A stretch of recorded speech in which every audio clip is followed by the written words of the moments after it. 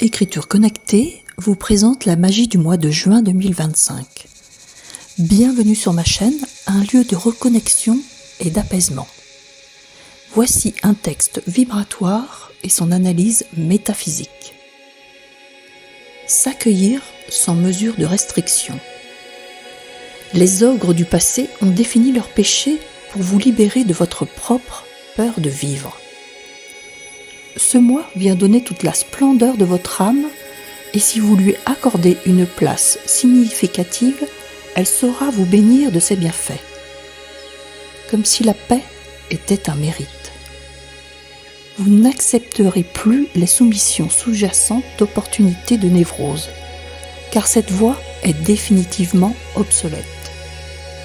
Les permissions de reconnaissance sont des lavoirs qui, si on leur donne leur utilité, feront des merveilles de sensations.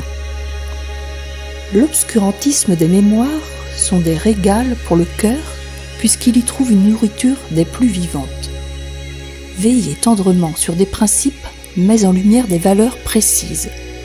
Et c'est avec respect que votre miel sera récolté. Ce mois de juin s'ouvre sous les sceaux de l'intégrité vibratoire. Il vient rappeler que chaque être porte en lui une lumière que rien ne peut éteindre, si ce n'est le renoncement à soi. Nous ne sommes plus dans le temps de la réparation, mais dans celui de la souveraineté retrouvée. Juin vient réconcilier les parties dissociées, libérant les contrats inconscients passés avec la peur, la culpabilité et les schémas de survie. Les messages vibratoires du mois invitent à ne plus s'identifier à ce qui fait souffrir, ni à chercher refuge dans des formes de reconnaissance déformées par le passé. Il y a une magie à se reconnaître librement sans devoir se soumettre aux mécanismes usés du faire pour être.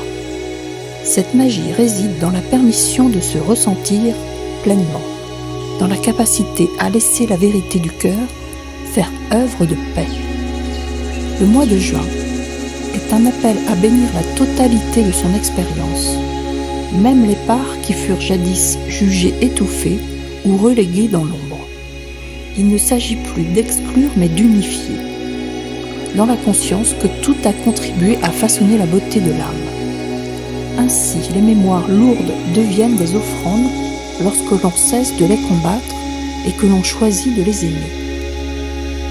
C'est dans ce respect retrouvé pour soi que se révèle le miel intérieur, une douceur authentique, une sagesse active, une force douce mais indestructible.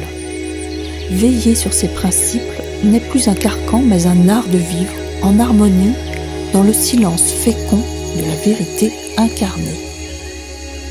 Merci à vous qui cheminez avec courage, sensibilité et lucidité. Merci de permettre à cette parole de résonner dans vos vies, de vibrer dans vos choix et de rappeler que la vie, lorsqu'elle est honorée, se charge de bénir chaque pas. Avec toute ma gratitude et ma lumière, Catherine Amé pour Écriture connectée.